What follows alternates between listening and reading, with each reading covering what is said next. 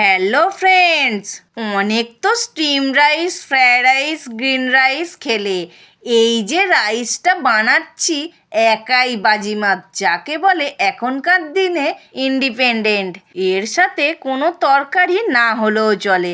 এ একাই হিরো, এর হিরোইনের কোনো প্রয়োজন নেই। তাহলে চলো হিরোর রেসিপিটা দেখে নেওয়া যাক। এখানে আমি বেশ কিছুটা রাইসের চাল 1.5 ঘন্টার মতো ভিজিয়ে রেখেছিলাম।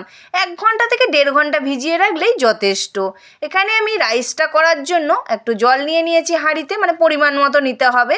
দিয়ে দিলাম অল্প করে চিনি, পরিমাণ মতো নুন, আর দিয়ে দিলাম 1 চামচের মতো সাদা তেল। দিয়ে এবার জলটাকে ভালো করে গুলিয়ে চাপা দিয়ে দিলাম অল্প করে গরম হওয়ার জন্য। আর এখানে নিয়ে নিয়েছি বেশ কিছুটা গরম মশলা আর কিছুটা তেজপাতা। আমি এখানে চাল অনুযায়ী কিছুটা নিয়েছি, মানে ওই 3 টুকরোর মতো নিয়েছি। দারুচিনি, 4টে এলাচ আর কয়েকটা লবঙ্গ আর 4টে তেজপাতা। এবার জলের মধ্যে দিয়ে জলটাকে খুব ভালো করে গরম হতে দেব। তারপর চালটাকে ধুয়ে হাঁড়ির মধ্যে দিয়ে দিলাম। এবার ভাতটা যেই ফুটে গেল, এখানে আমি কিছুটা মটরশুঁটি ছাড়িয়ে রেখেছিলাম, মটরশুঁটির দানাগুলোকেও দিয়ে দিলাম। দিয়ে ভাতের সাথে খুব সুন্দর করে মিশিয়ে দিলাম। ভাতটা দেখবো ঠিক 2 ফুট বাকি থাকতে আমি একটা চুবড়িতে জল ঝরাতে দিয়ে দিলাম। এখানে নিয়ে নিয়েছি কাজু আর কিশমিশ, আর পরিমাণ মতো কড়াতে সাদা তেল দিয়ে দিয়েছি। দিয়ে কাজু কিশমিশটাকে ভালো করে ভেজে তুলে রাখলাম। আর এখানে নিয়ে নিয়েছি সবজির মধ্যে কিছুটা গাজর, কিছুটা বিনস।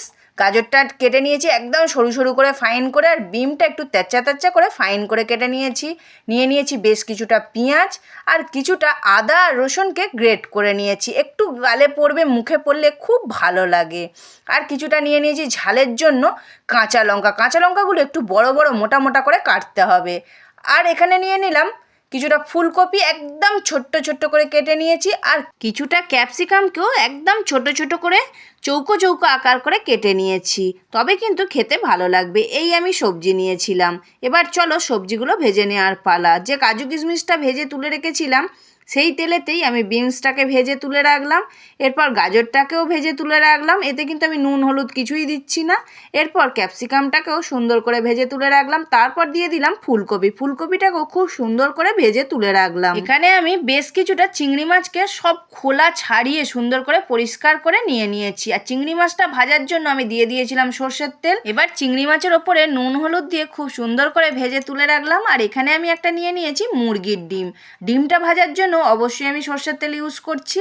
ডিমটাকে খুব সুন্দর করে ঝুড়ো ঝুড়ো করে ভেজে ওর ওপর দিয়ে নুন দিয়ে আবারও বেশ কিছুক্ষণ ভেজে তুলে রাখলাম। তারপর আবারও একটু সর্ষের তেল দিয়ে দিলাম পেঁয়াজ কুচি, আদা রসুন যে গ্রেট করে রেখেছিলাম সেটাকেও দিয়ে দিলাম। দিয়ে কাঁচা লঙ্কা দিয়ে খুব সুন্দর করে ভেজে নেব।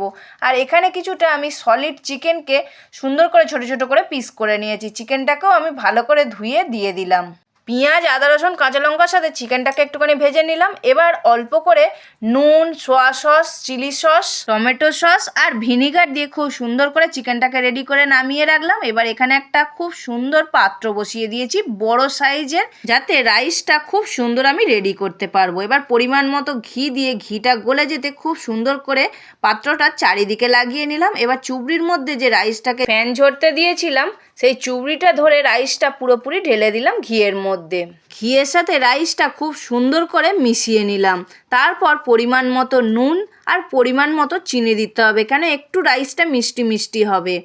তারপর দিয়ে দিলাম কিছুটা পরিমাণ চিলি ফ্লেক্স, আর দিয়ে দিলাম গোলমরিচের গুঁড়ো সব পরিমাণ মতো, আর কিছুটা দিয়ে দিলাম গরম মশলা। দিয়ে খুব সুন্দর করে রাইসটাকে আমি এইভাবে মিশিয়ে নেব। আর গ্যাসের ফ্লেম কিন্তু একদম লোতে থাকবে। তারপর যে চিংড়ি মাছ, ডিম, সবজি সব ভেজে রেখেছিলাম সেটাকেও দিয়ে দিলাম। আর চিকেনটাকেও যেটা রেডি করেছিলাম চিকেনটাকেও দিয়ে দিলাম। দিয়ে রাইসটাকে খুব সুন্দরভাবে এইভাবে নাড়িয়ে নাড়িয়ে একদম রেডি করতে হবে। আর খুন্তি কিন্তু নিতে হবে একদম কাঠের খুন্তি। স্টিলের খুন্তি হলেও অসুবিধা নেই, কিন্তু ভাতটা কেটে যাওয়ার চান্স থাকবে। রাইসটা কিন্তু এতটা সুন্দর হবে না। দেখো বন্ধুরা, আমার রাইসটা কত সুন্দর ঝরঝরে হয়েছে, যেন মনে হচ্ছে একদম ঝরে ঝরে পড়ছে। ব্যাস, খুব সুন্দর করে আমার তৈরি হয়ে গেল মিক্সড ফ্রায়েড রাইস। বলেছিলাম না, হিরো একাই 100, হিরোইনের কোনো প্রয়োজন নেই। দেখো বন্ধুরা কতটা সুন্দর হয়েছে, দেখতে কতটা সুন্দর হয়েছে বন্ধুরা, তার থেকেও খেতে আরও দুর্দান্ত হয়েছে। কি পড়িনি, ভালো হবে না কেন? সবজি, মাছ, মাংস, ডিম সব পড়েছে কি না। আজকের রেসিপিটা কেমন লাগলো অবশ্যই একটা কমেন্ট করে জানাবে। আর আজকের ভিডিওটা যদি ভালো লেগে থাকে সাবস্ক্রাইব করবে স্বাদের খোঁজে উইথ বান্টির চ্যানেলটিকে।